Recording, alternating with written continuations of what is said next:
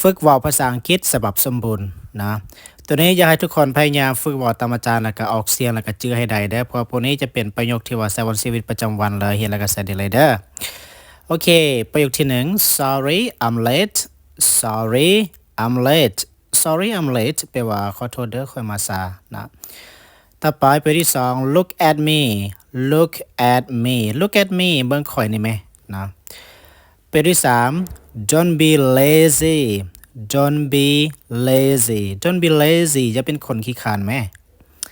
ต่อไปประโยคที่4 don't lie to me don't lie to me don't lie to me แปลว่าจะมาตัวค่อย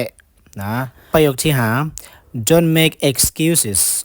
don't make excuses don't make excuses แปลว่าจะมาแก้ตัวเถาะต่อไปประโยคที่6 tell me everything tell me everything tell me everything แปลว่าบอกค่อยมาทุกอย่างไหม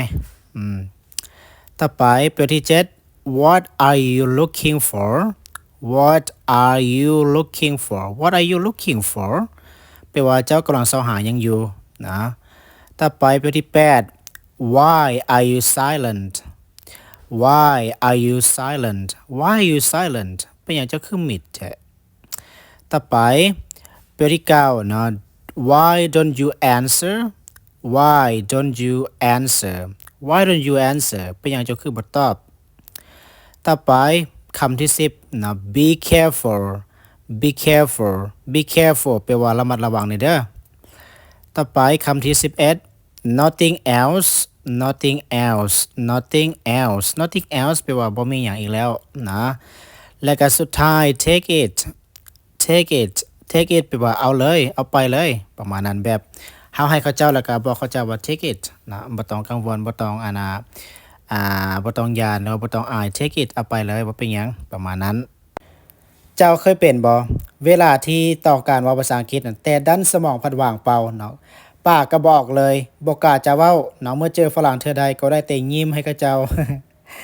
มันก็บ่แม่นแต่เจ้าคนเดียวดอกที่เป็นแบบนี้นะอาจารย์เชื่อว่าหลายคนเนาะจะเข้าใจภาษาอังกฤษแต่บ่กล้าเว้าเพราะบ่มั่นใจตัวเองเนาะฉะนั้นแหละนี่คือเหตุผลที่อาจารย์พิมพ์ปึ้มตัวนี้ออกมาเพื่อจะช่วยให้เจ้าได้นะเพราะในปึ้มนี้บ่ได้เน้นให้เจ้าเว้าแบบหรูหราอลังการขนาดนั้นแต่มันเป็นปึ้มที่จะเน้นให้เจ้าเว้าได้ใส่เป็นในชีวิตจริงเลยเนาะในปึ้มนี้อาจารย์รวบรวมเอาประโยคสั้นๆง่ายๆเรียนแล้วได้ใส่ในชีวิตจริงเลยเนาะและในปึ้มนี้มีครบทุกอย่างที่เจ้าต้องการ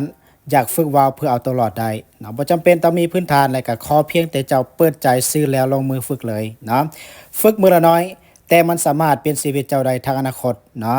ถ้าเจ้าอยากเว้าภาษาอังกฤษให้คล่องอย่าช้าจนให้พร้อมเพราะปื้มนี้จะให้ได้เจ้าพร้อมตั้งแต่มื้อแรกตั้งแต่นาทำอิฐเลยลองเลยแล้วเจ้าจะรู้ว่าเว้าอังกฤษใดมันง่ายกว่าที่คิดราคา 199,000 กีบเท่านั้น 199,000 กีบเท่านั้นตอนนี้เหลือเพียงแต่จำนวนจำกัดสั่งมื้อนี้อาจารย์จัดฝากให้เลยขอบใจบ๊ายบาย